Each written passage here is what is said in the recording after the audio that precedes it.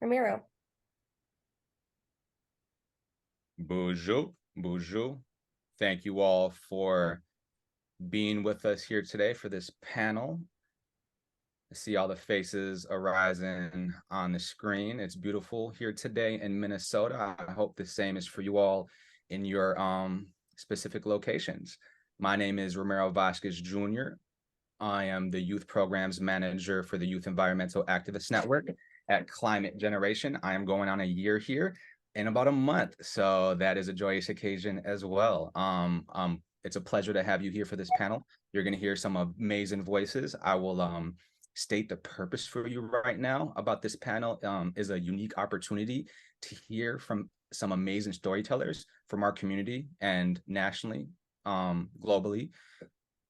They are going to speak on their lived experiences in storytelling through different mediums, not exhaustive representation of all different possibilities and forms. I personally believe storytelling is a powerful agent of change, as we are all learning during our time at this Talk Climate gathering. You know who I am today, the host. I will pass it to Denise to let her share a little bit more about herself and her work. Hi, welcome everybody. It's so good to see you all here. And I'm really thrilled to be here. My name is Denise Fosse, and I'm the Senior Director of Development, Marketing, and Communications with Climate Generation.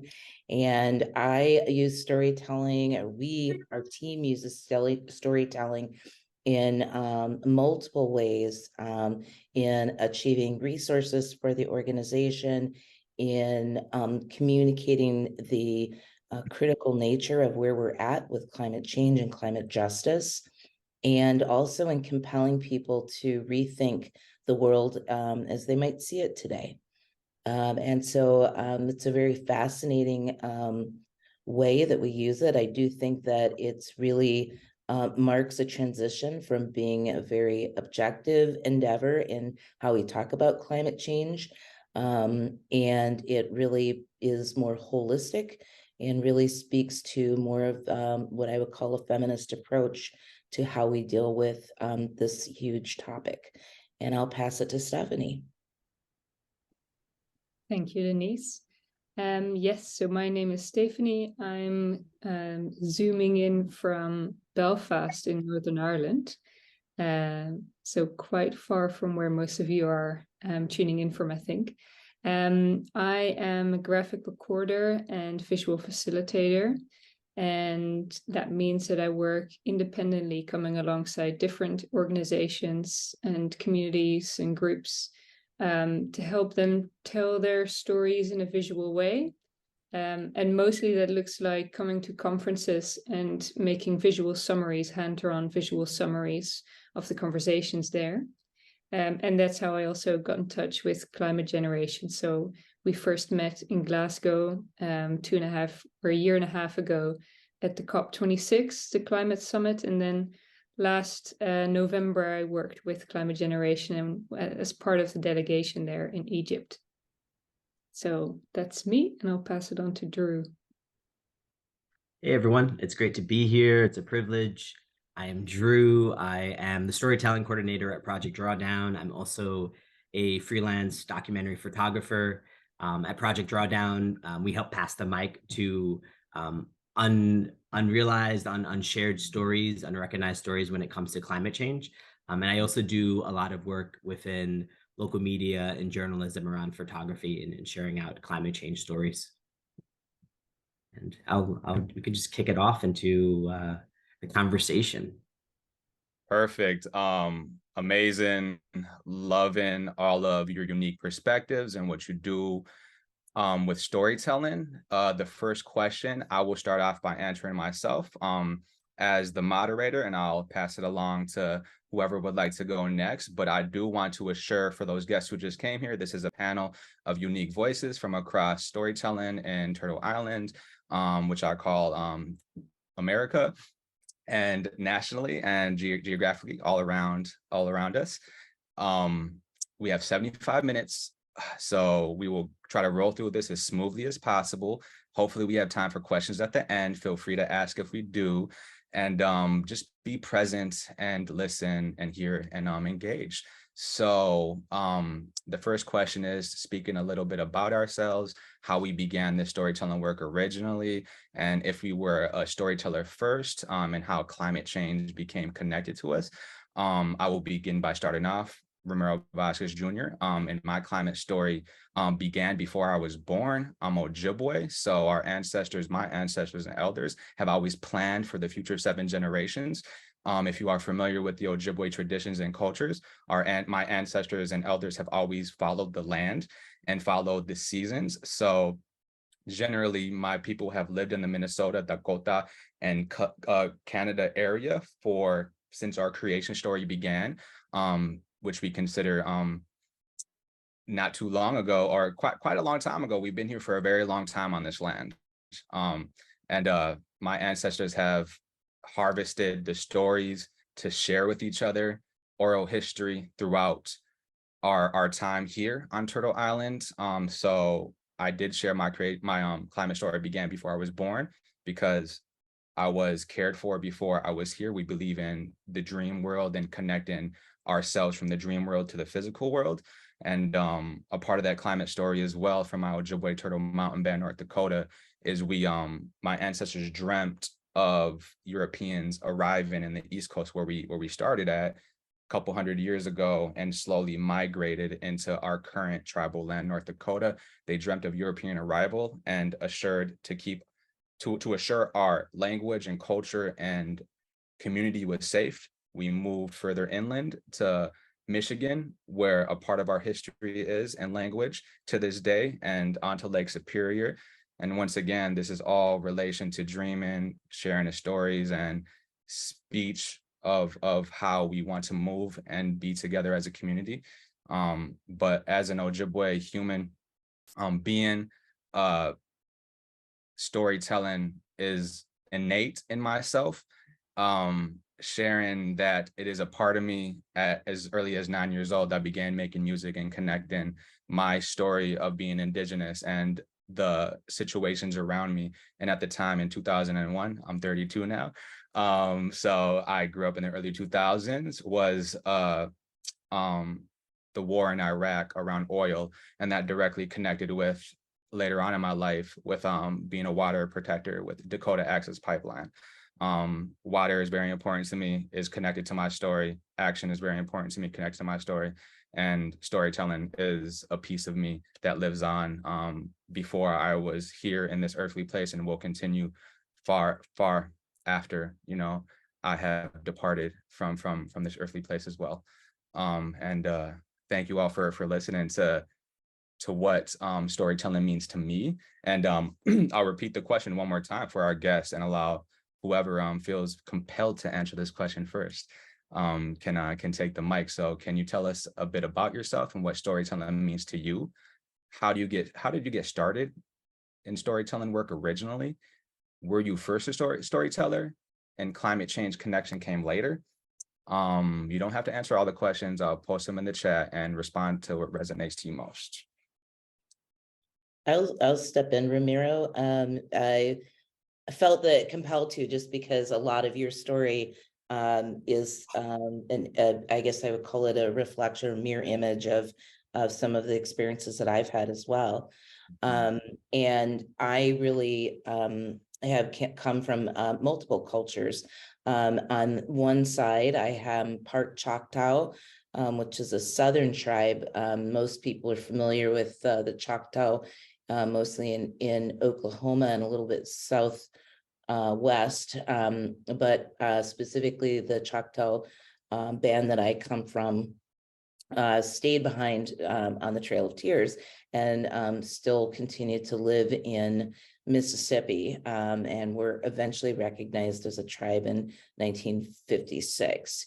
And then, of course, slaves who were brought here. My people came at the end of the 1600s, so we've been here a long time and lived a longer time in freedom, but still have the slave experience that has endured through our oral traditions and histories for a very long time. And so, and then to complicate things even more, then there's this Irish and other non-specified European side to me. And so I look at myself as if there was ever somebody who was born into storytelling. Hi.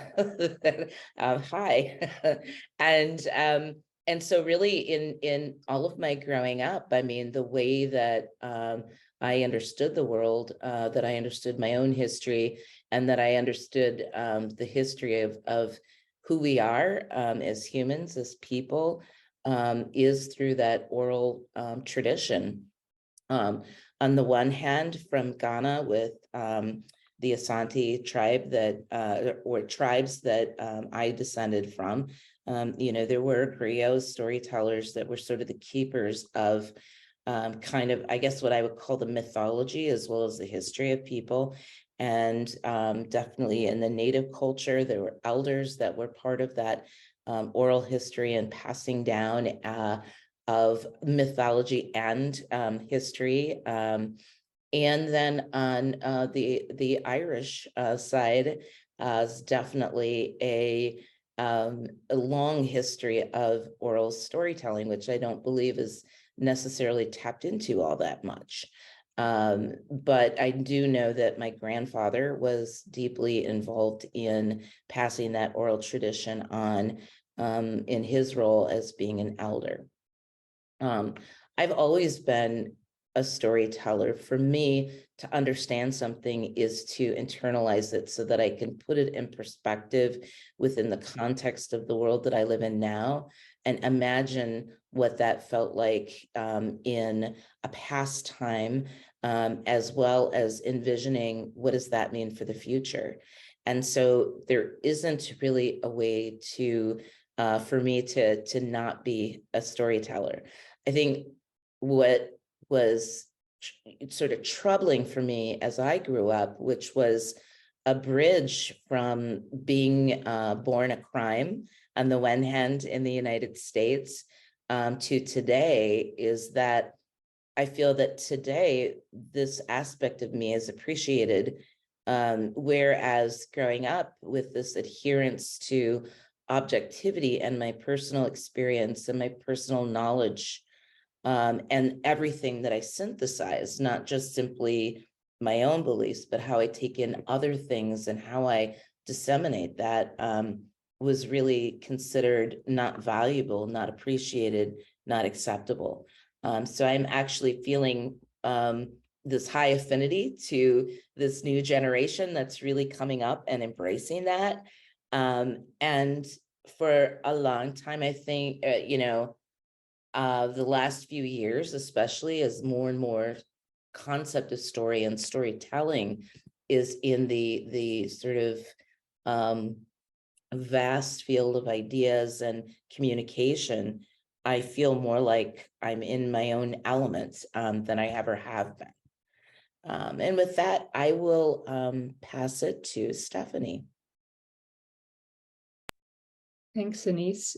It's beautiful to hear from you both how deeply integrated storytelling is for you, and drawing in all the lines that you come from. I think from my perspective, which is a bit different, so I'm Dutch originally, though I'm living in Ireland at the moment, and I can definitely attest to what Denise was saying about the tradition of Irish storytelling.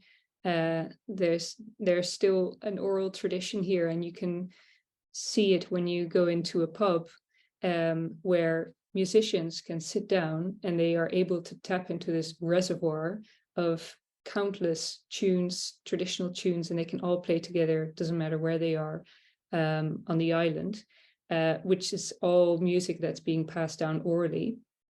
In the Netherlands, we don't have as much of a storytelling or an oral tradition left.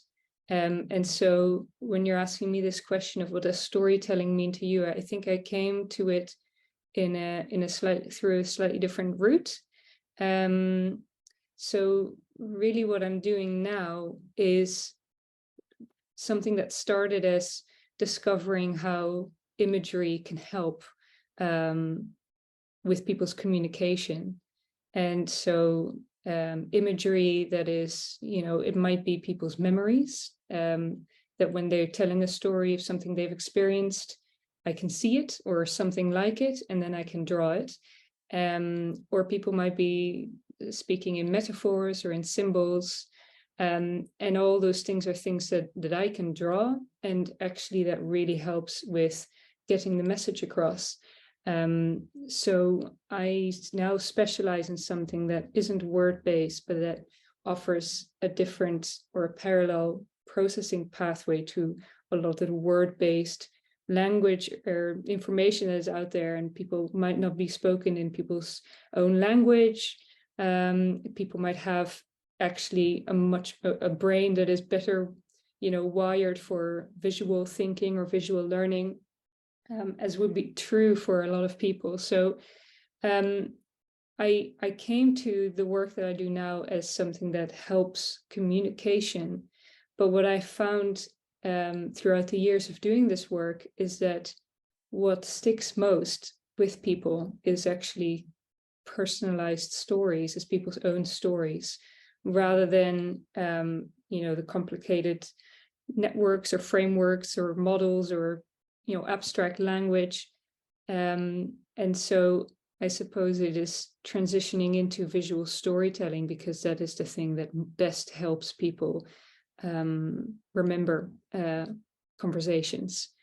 So that's visual storytelling from my side. And I suppose the climate angle for me, I've been doing this work for 6 or 7 years now, and I work for loads of different organizations and right across the world, and at very different levels. I've worked with a group of concerned moms who set up a neighborhood climate club together, and I've worked with large NGOs and health organizations and companies, and I've worked with the UN Climate Secretariat during the past 2 years on different events. And so in that big range of different levels of communication, and you can imagine, at the UN level, information is very abstract and very technical, and very dense. But what I found there too is that people's personal stories are what stick most with people at all levels and everywhere where I've worked. So I've steered the work that I do much more towards supporting organizations that try and address the climate crisis. And so that's where the two have come together for me.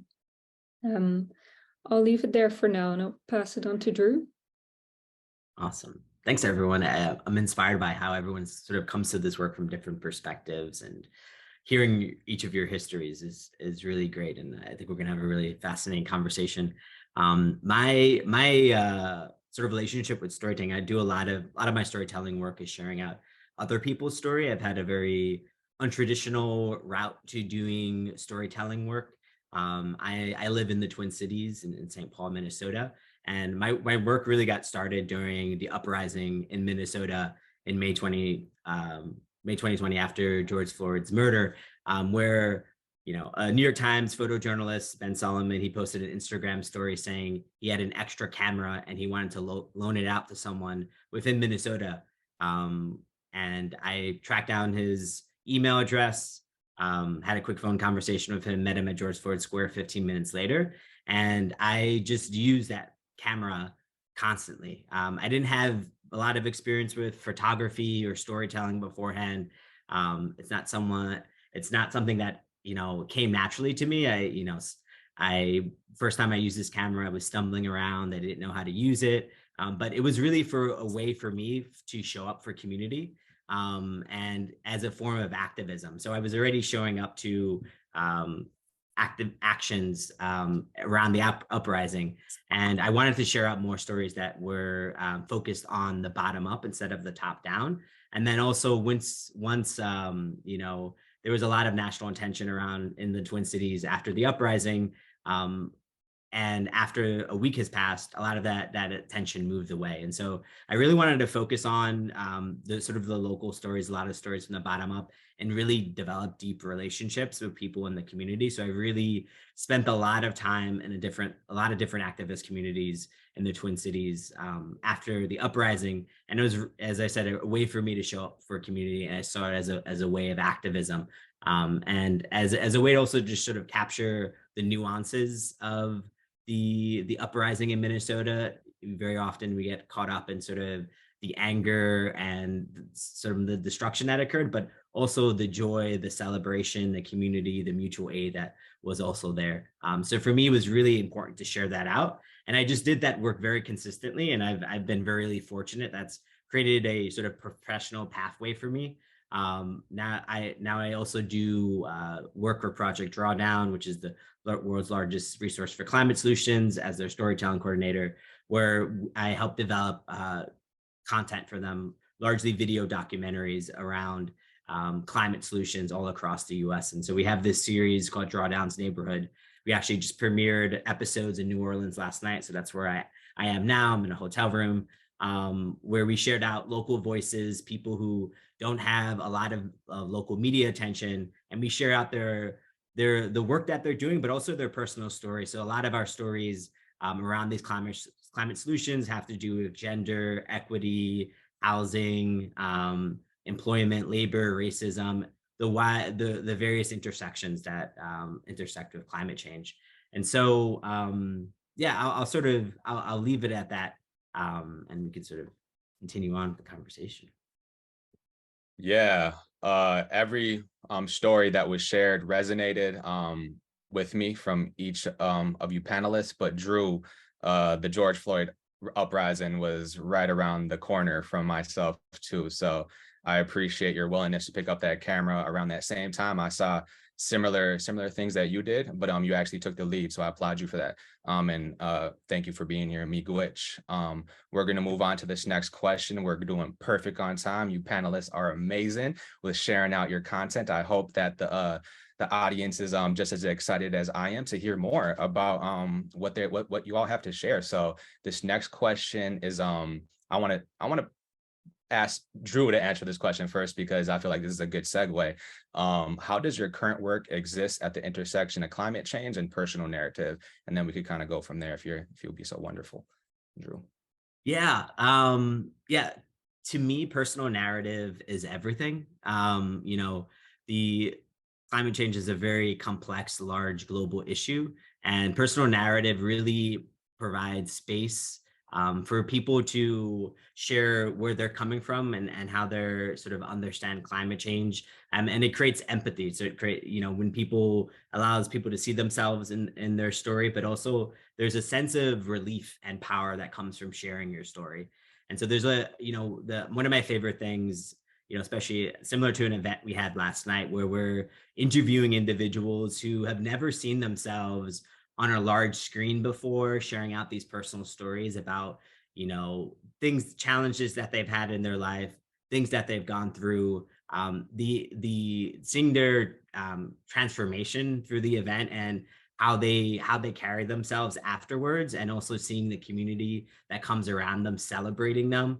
A lot of our events, I almost view them as like family gatherings where community comes together, celebrates these individuals who are sharing, who are being, it takes a lot to share your story. There's a lot of personal work that is done, and it has to be a thoughtful process in terms of sharing out these stories. But seeing these people, seeing the individuals feel empowered and the community celebrate them, especially people who aren't widely recognized in the climate movement for the work that they're doing, is really important. And sharing out those personal narratives with people, it helps other people see themselves within the movement. A lot of the work we do with Drawdown is really focusing on communities of color, and communities that aren't really talked about when we're talking about climate change, especially around solutions. Appreciate that, Drew. I would love to hear who would ever like to go next. Stephanie, Denise, feel free to jump in.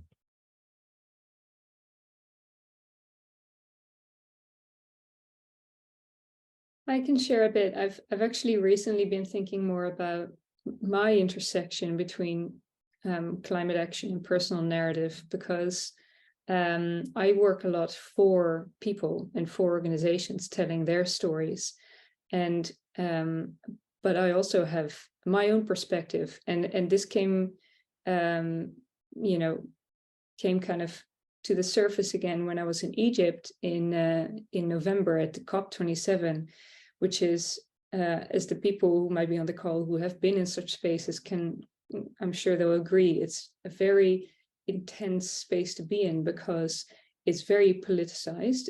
It is very political. And so everybody is on edge. You've got 200 countries represented there. You've got civil society there, and everybody is aware of the emergency that we're in. And I was there to work for different organizations. I worked with Climate Generation. I worked with the UN Climate Secretariat, telling their stories, or in the case of Climate Generation, coming alongside some of the other delegates and following them and giving them a visual summary of a day at COP for them. And that was brilliant. That was just like a small little window into their experience there. And then I came in and did other stuff, which was huge, rooms, plenary rooms, 40 people talking across 3 hours, representatives from countries, representatives from civil society. And you're just taking all this in, and like a sponge, and out comes a visual summary. But I was also there having my own experiences, and it was just a really interesting journey of how do you walk that line between what is yours, what is other people's, what is my role, beyond the direct work that I do with organizations, where I'm there to elevate their stories and their people.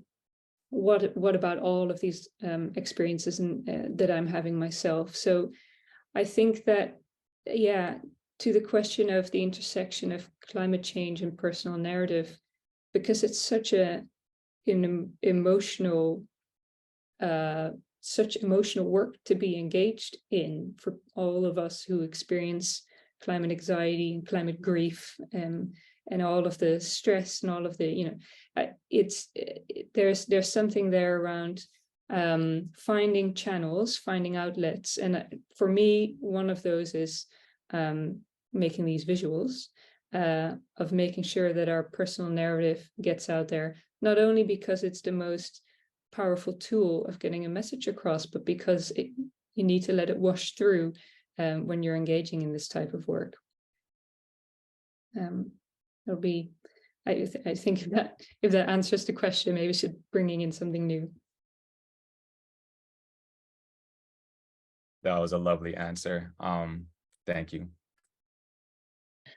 I would love that answer, Stephanie, and it really, to the extent that on some levels we, interweave our stories to create this sort of more collective story that honors each of us, but and each of our perspectives and backgrounds, but somehow comes together in this beautiful expression of desire, of vision, of all of those things. And I really appreciate the work that you do. It's really very lovely and meaningful. And as somebody who loves those visual pictures rather than words, I really find that to be just a very strong and potent way to bring story into light in a very different way.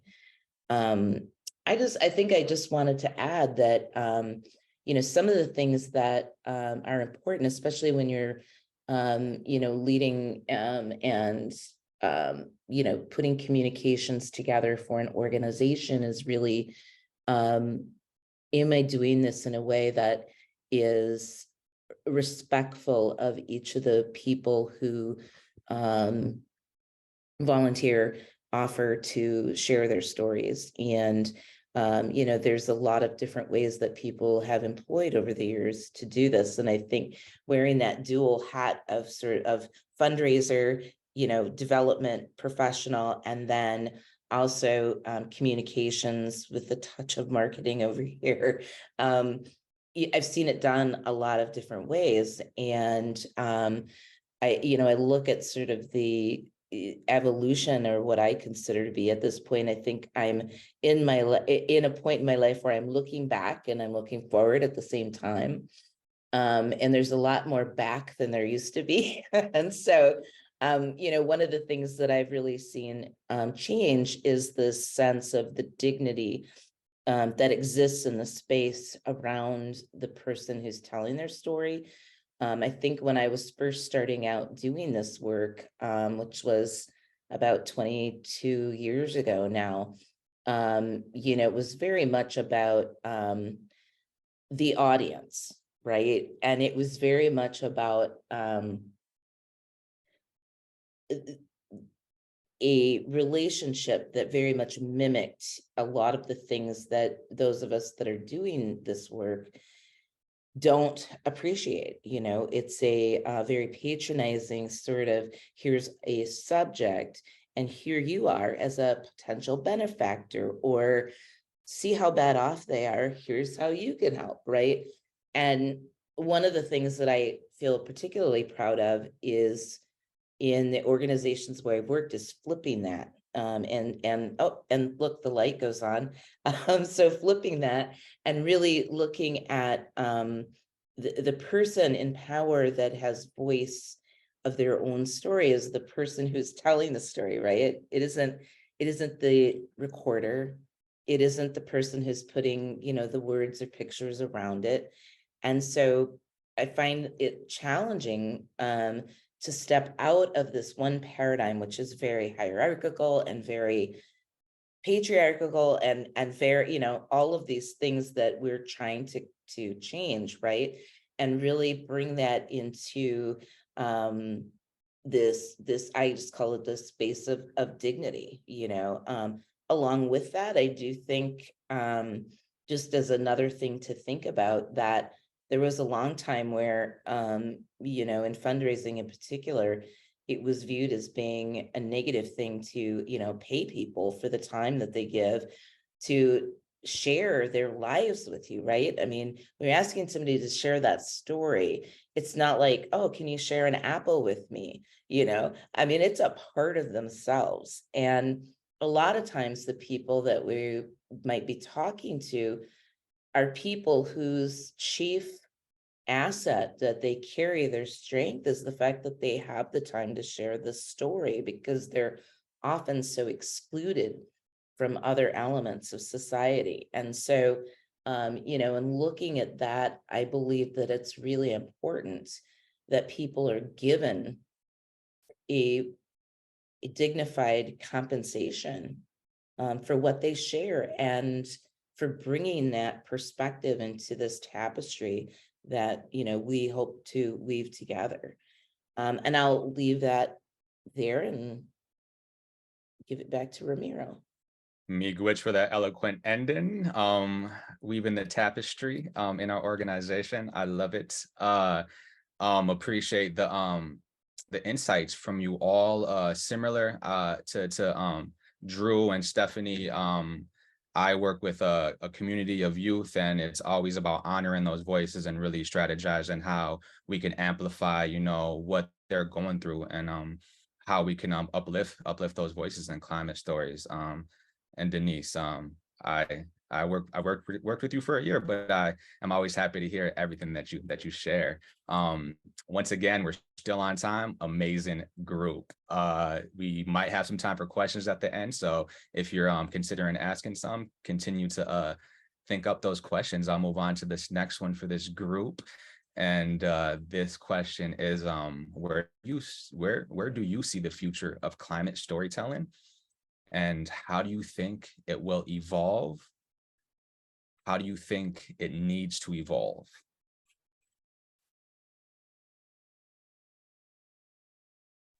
I'd like to just chime in. I think the future of climate storytelling is just beginning. I think that any movement, and we're in just for the broader audience, the climate generation is really in this very deep transition into climate justice, and we see that as being, you know, a definer of or a framework that we want to be in. And so we've had a really interesting evolution from being more about climate change to, you know, our key program folks really saying, hey, it's more, you know, and then integrating that, and now we want to be defined within that space. But I think about what causes the most discomfort for leaders and for people who are in charge, right?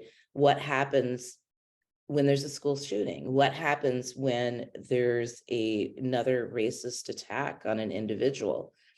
When the story comes out, the thing that people get uncomfortable about is hearing that experience and those details. And I look at transformation, change as being very uncomfortable. And you know, the facts of climate change, you know, the warming of the planet, the, you know, sort of disappearing clean water sources, all of that doesn't faze people in the same way that the story of I was separated from my entire family in a hurricane, right? I witnessed my grandmother dying due to extreme heat. And those are the things that we need to allow ourselves to be uncomfortable with. And I think that's the only real thing that's going to affect the kind of change that we want to see. Thanks. Yeah. Thanks, Denise. I think what comes up for me is sort of, I think like the future is the more decentralized and more diverse. I think we're already starting to see it with the sort of the advent of social media in terms of like the decentralization, no longer needing gatekeepers essentially to share your story, no longer needing permission from someone else to share your story. And people, you know, I think there's a lot more resources being shared and open sourced around storytelling and sharing out the stories. There's long lineages of storytelling, and I think we're sort of going back to that on a very community level, and that really excites me. And I think people are, you know, are starting to access storytelling through the various mediums that exist out there, whether that's photography, illustrations, poetry, music, written. And I think, you know, seeing the totality of storytelling and what it can be and the different ways it can show up, I think that's something that will continue to inspire us and move us forward. And I do think we're also going to, we're beginning to see, you know, more diverse storytelling from different perspectives.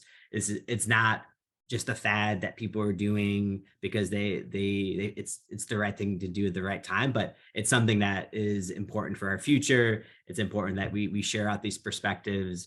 And if we want to live in this sort of equitable, justice-filled world in the future, we need to share out all the different perspectives and bring as many diverse voices to the table. And so I think more decentralization and more diversity is sort of what is beginning to grow, and what the future will potentially maybe look like.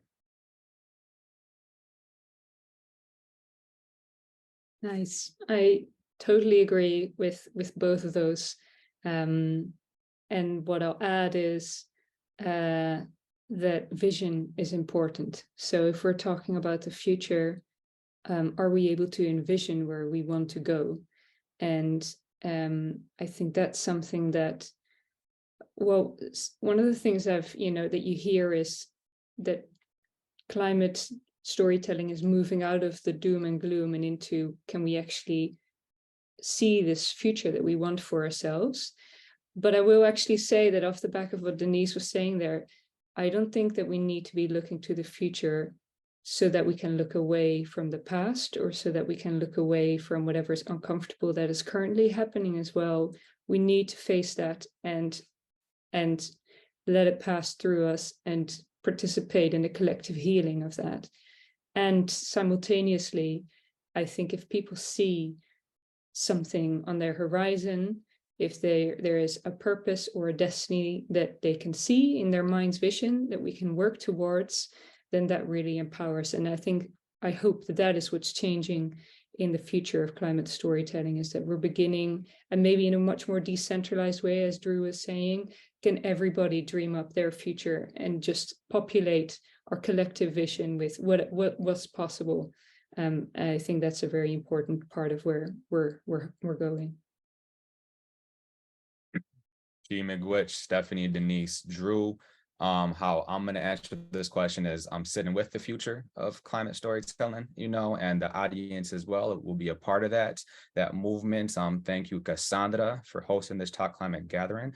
It's a blessing to be here in this space and hear these words from you all. We're going to move on to our last and final question.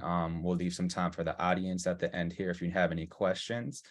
This final question is pertaining to how you work differently, and really give us some insights into that. So you all work somewhat differently than our participants with story, because you are not always telling your own stories, but often those of others. What are some important things you think about to ensure you tell the stories with respect and accuracy of others?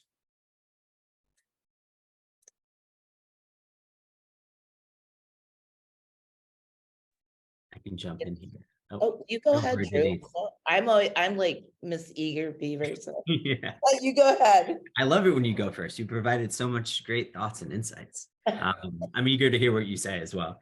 For me, I really view, especially since I do a lot of work that's sharing out other people's stories, really from the get-go, viewing it as a collaboration, and really setting up practices in the process that helps make the process as equitable as possible. The history of storytelling, especially sharing other people's stories, is very exploitative.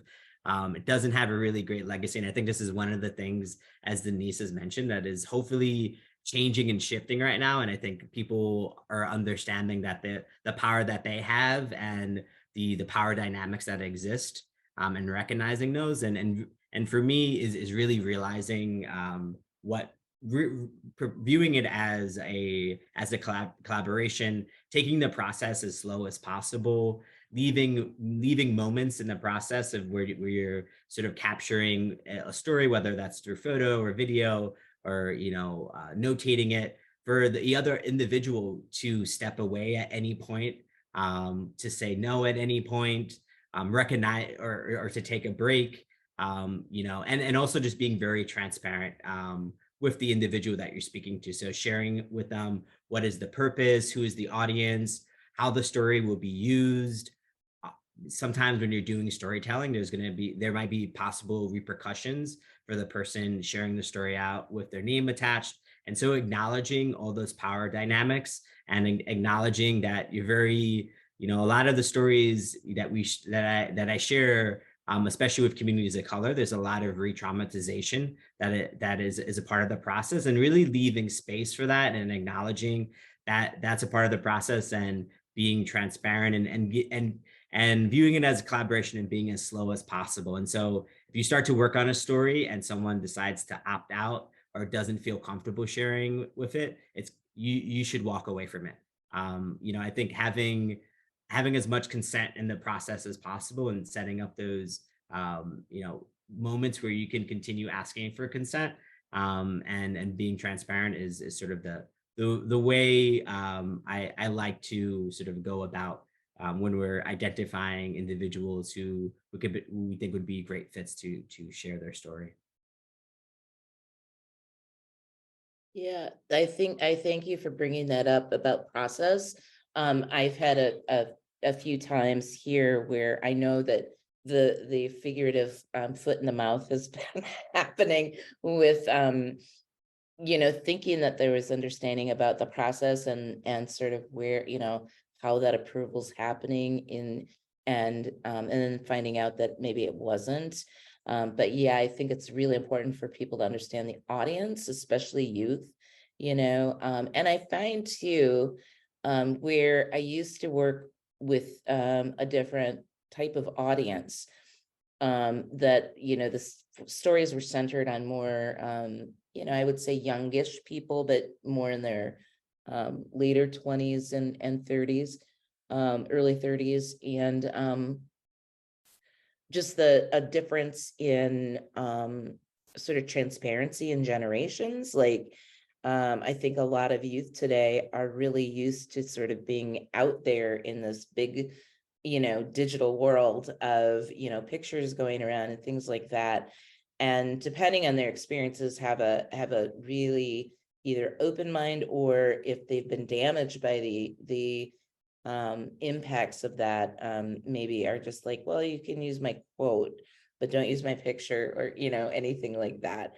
And that is so valid. And I think it's important to hear that, as part of that bridge generation that wasn't born with computers in the house, but had one by the time I was in my 20s-ish. I don't have a concept, and I still have a hard time wrapping my head around that with my own children. And I just want to emphasize too the importance of, I think it's the compensation. Time is so valuable today, and so many assets that communities that we particularly want to hear from and want to center their voices, are so excluded from sort of hyper local and broader economies, that it's just so important to value the asset that they bring, right? It's a difference from a CEO of a major corporation sort of penciling you in and giving you canned answers to this person who has time, but they're sharing this depth that you're just not going to get in other spaces, and you can't really invent it. It's composites are just not as effective as hearing it from the person. So I think it's that, and it's making sure that that this is done in an environment that is comfortable, where that person is at, where the storyteller is coming from. Does it feel comfortable to come to this office? Maybe not. Maybe you want to meet, somewhere else, in the community or at your place or something like that. And I think that that's a big part of having that integrity, being willing to go out there, be on the streets, and I think there's this other intangible thing. I'm just going to put it out there. It's, part of my more romantic, some might say wishy-washy, but I say it's my love language, is that, there's a part of it where, as someone who works in this, you really have to be in a space on an emotional level to be willing to love all, and that doesn't, I think it means that you may hear things that are very different from how you understand the world. And it's important to, I think, refrain from judgment, and to understand the authenticity of that voice. And I think it's true, especially when we're hearing things from folks that might greatly represent a divergence from what we believe or what we think is right. And I say that sort of understanding that, as much as there are people that are being impacted negatively by climate change, right, there are still those people who are being negatively impacted who maybe don't believe, right, or don't believe it's caused by driving, or things like that. And how do we weigh those stories one against the other? Is one voice less authentic because they haven't put together all of the lines, right? And how do we use that as a genuine way to foster understanding and change, transformation? So I'm just throwing that out there as a food for thought thing.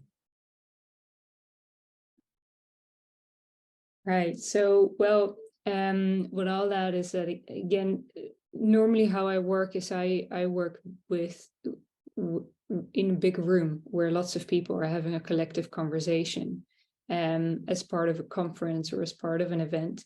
And so when it comes to telling their story of what's happening in there and doing that with integrity, what's important there is to have the conversation beforehand around the language that matters to them, because I will translate that language into visuals, but I also pick up some of their words. So my visual summaries are a combination of imagery and also words, because people choose their words with care.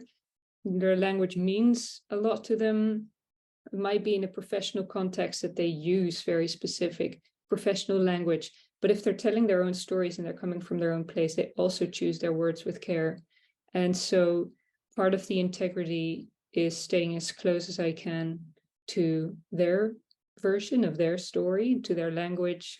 And then there's always a level of interpretation, because when I translate them to visuals, then it might look a little different from how they experienced it, because I'm interpreting. But it's having that conversation beforehand. And when I know it's going to be a political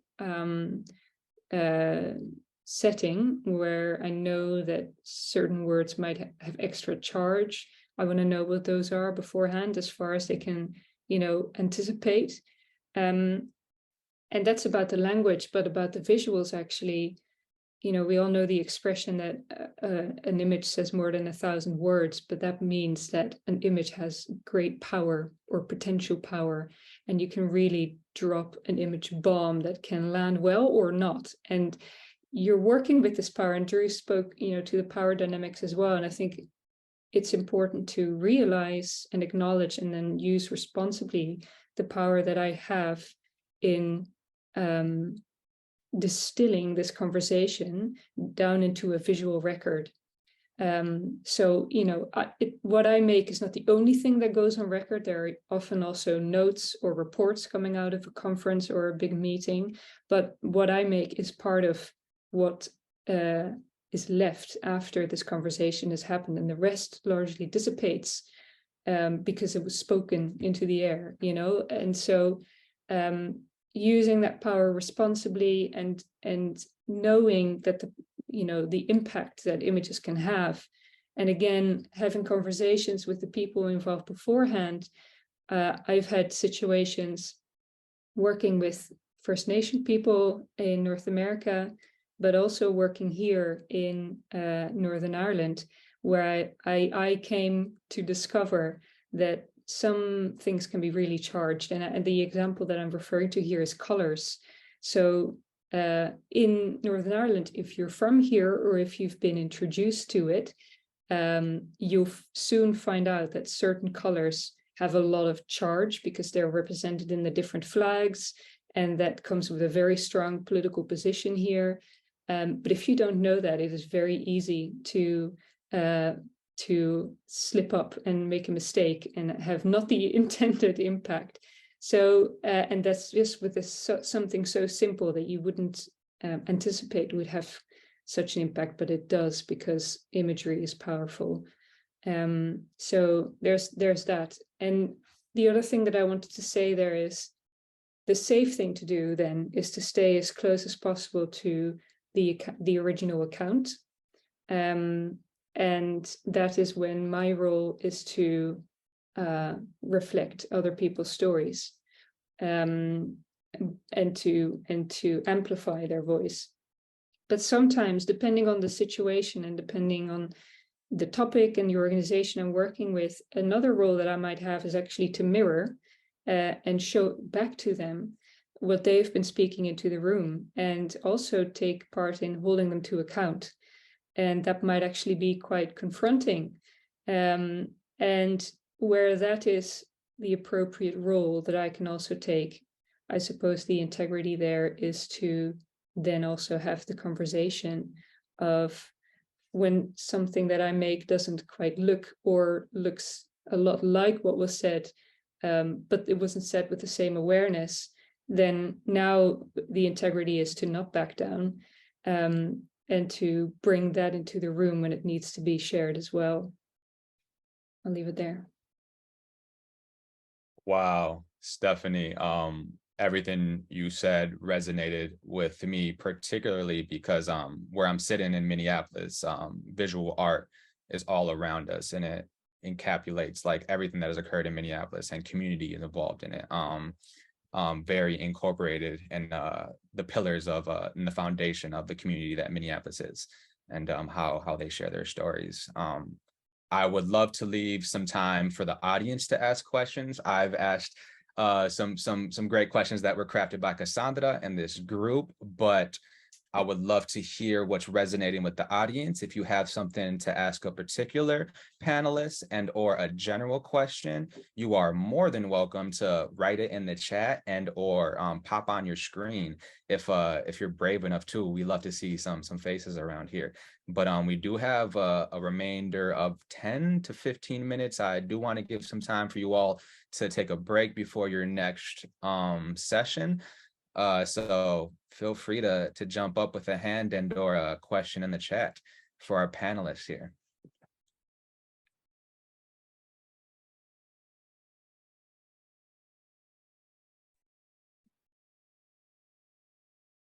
Go ahead. So I hadn't even thought about it before that, colors can really mean something in certain places, just, depending on the history of that place. How do you approach walking into a space that you have not grown up in or lived in so that you don't have that intimate knowledge? How do you approach walking into those spaces to be able to get that kind of necessary background information? Like, what are the really important things I need to know? Yeah, that's a really interesting question. Well, I always try and have a conversation with the event organizers beforehand, and I ask them things like, what are some politically charged words or language I should be aware of? Any imagery that you might know of that is charged or has a particular meaning I might not know? Often people don't know how to answer this question because, as you said, they might not have thought about, the charge on imagery, or it might not come to mind. So part of it is,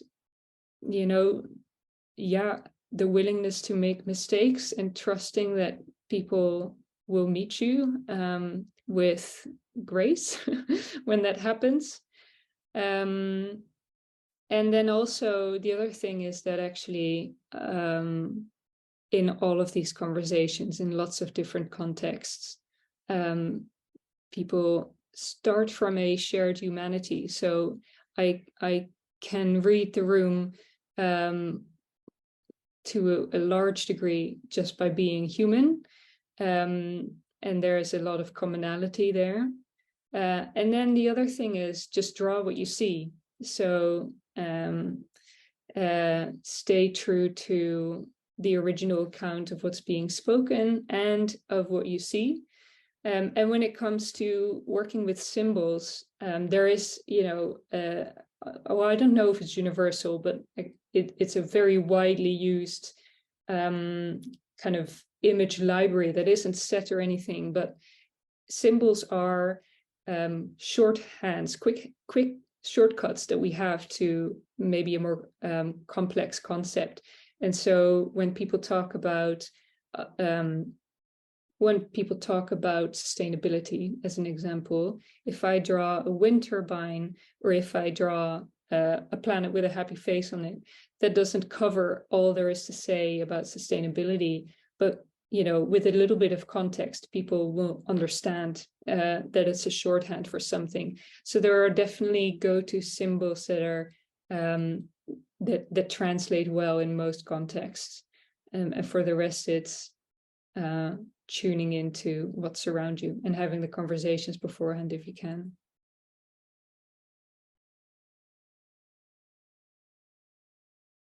I can add I don't think there's much I can add more than Stephanie just provided, which is, I think, is a really great answer.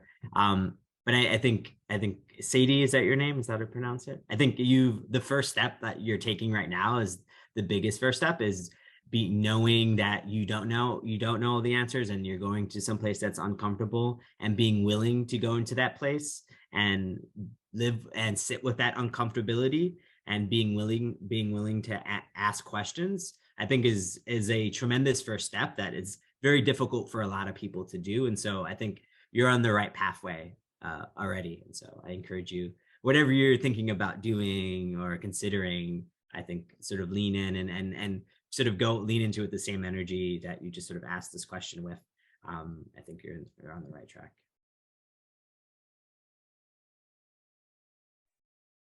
I'll just add one thing to that. It looks to me like you're from Minnesota, Sadie. So I'll say, I think, you know, having lived here most of my life now, that I think we get adept at really reading nonverbal communication. And I find that, you know, leaning into some of those signals that people can give you about their level of comfort can allow you to, you know, really initiate questions. You know, am I wearing, is what I'm wearing okay? Or even, you know, before that, or tell me, is there anything that you know of me that this particular group or person might find, you know, I might be offending and not knowing. And I think, you know, I really liked what Stephanie said too, that others also have, are working with the assumption of good intent. And so to be, you know, very willing to say, I'm so sorry if if something happens, and to acknowledge, I don't know about this, I think is very key.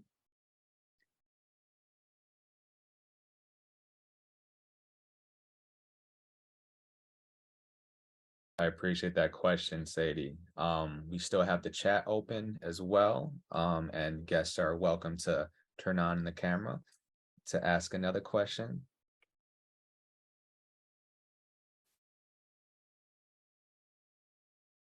We do have around 10 minutes. I can ask an additional question for the group if you all would like, or we can get an additional 10 minutes of screen break. Cassandra, feel free to chime in if you would like as well. Sure. And I just want to iterate again, if folks don't feel comfortable putting their camera on or just unmuting themselves, if you have a question, you can put it in chat.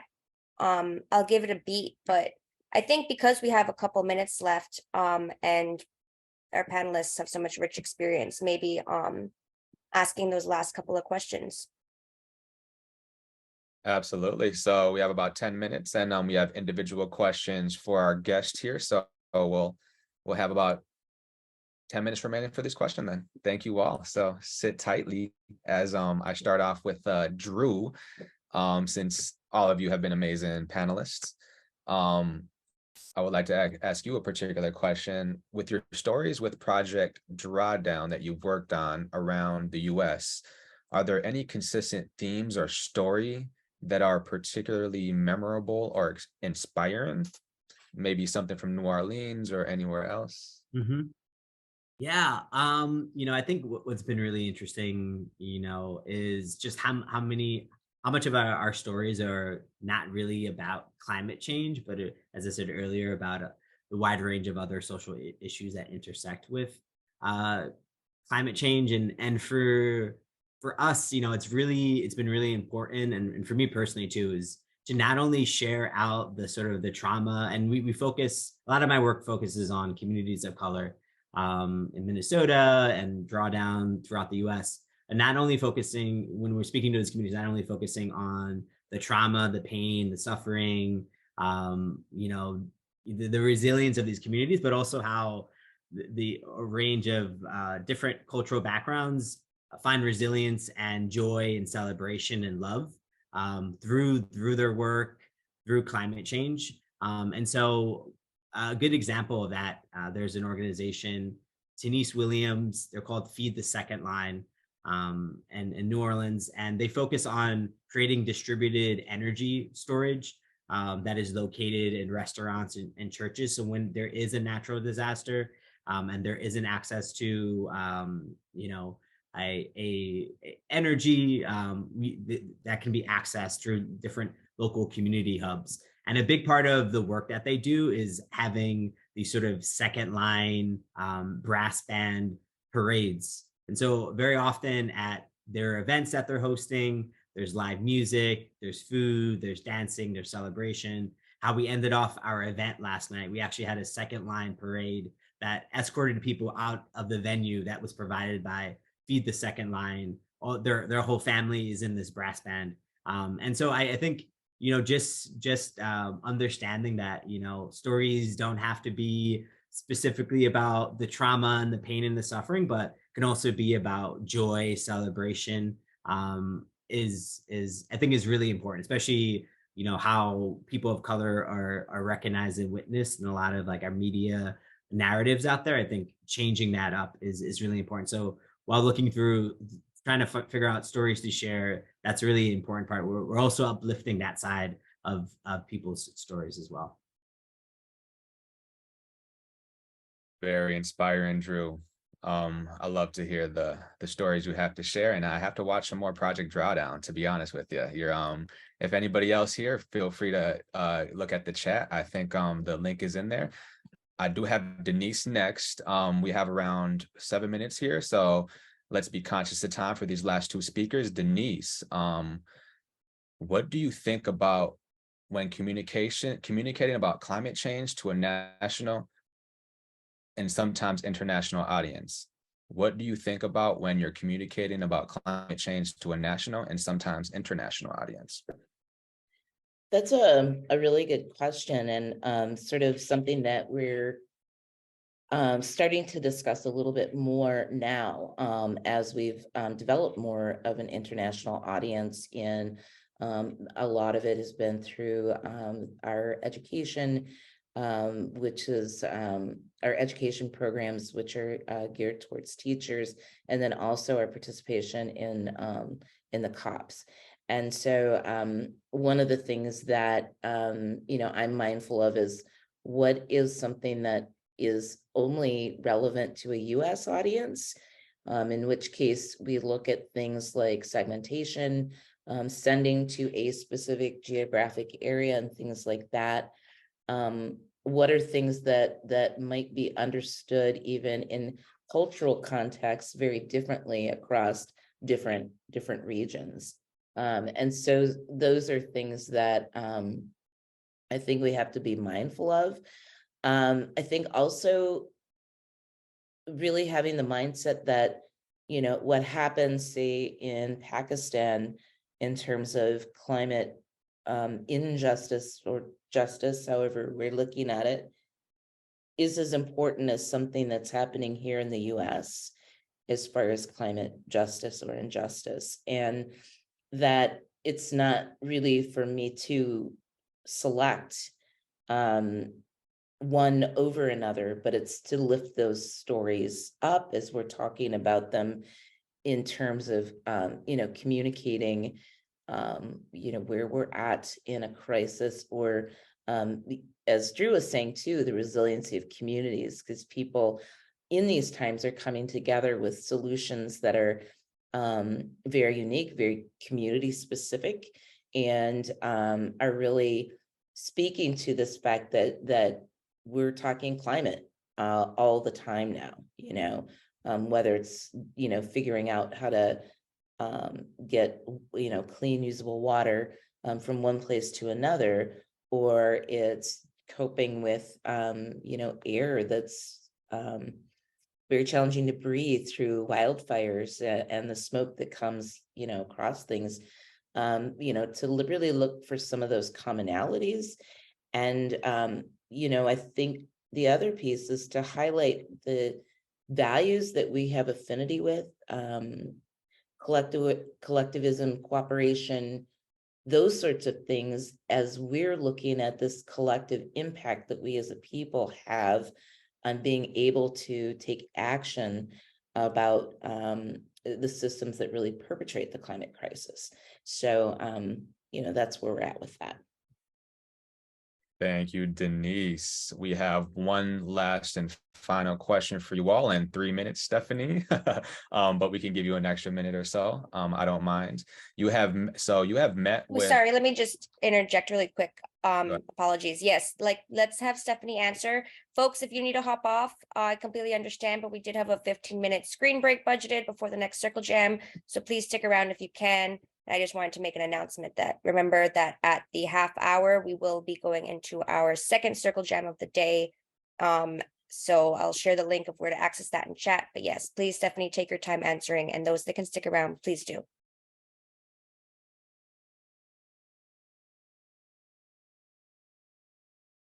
Thank you, Cassandra. If you would like to stay, please do. And if you have to depart, that is understood as well. So Stephanie, you have met and listened to stories from around the world through your work.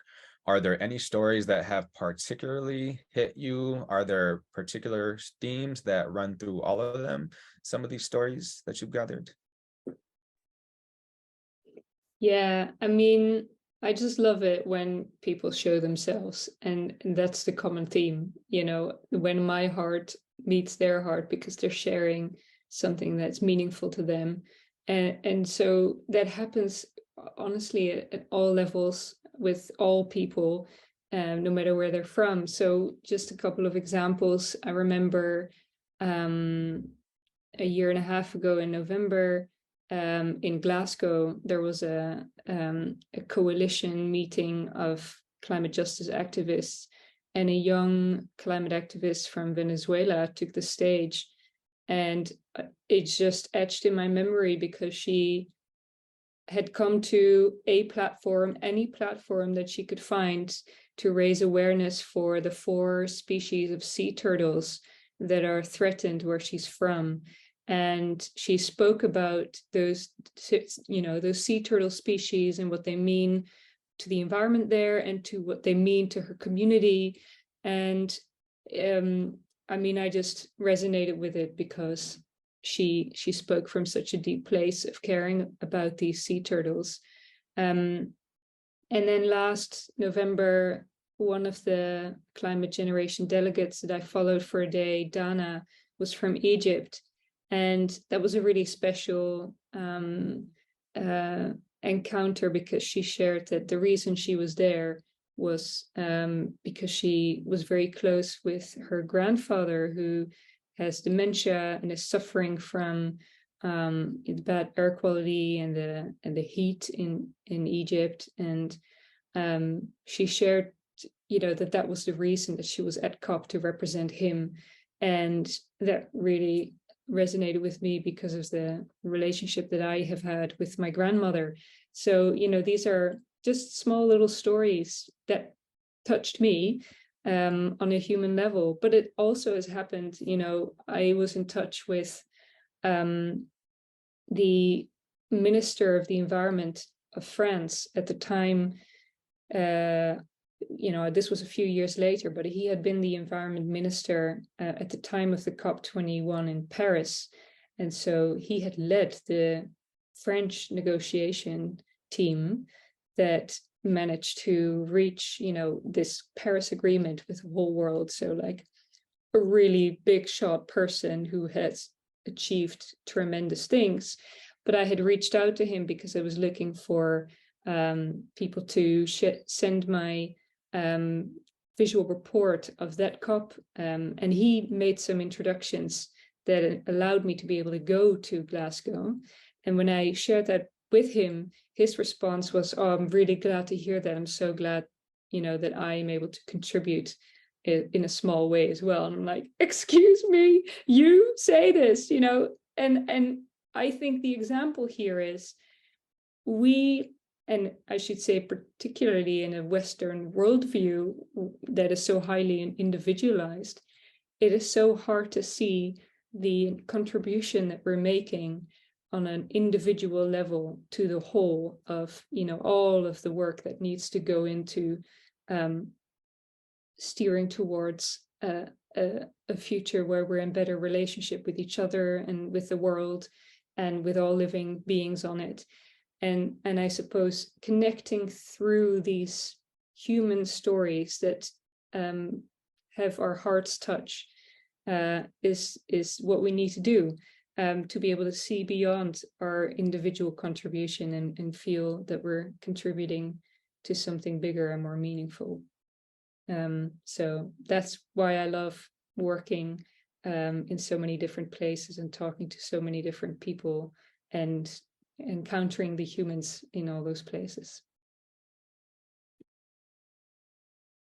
Miigwech, Stephanie, Denise, Drew, I have immense gratitude to be in this space with you and for you to share these insights and stories with this audience. And this audience, please take heed to these stories and gather what you can to incorporate what you need into your stories. I do have one thing to share. Story allows us to recognize our kinship, and these stories are so much a part of who we are.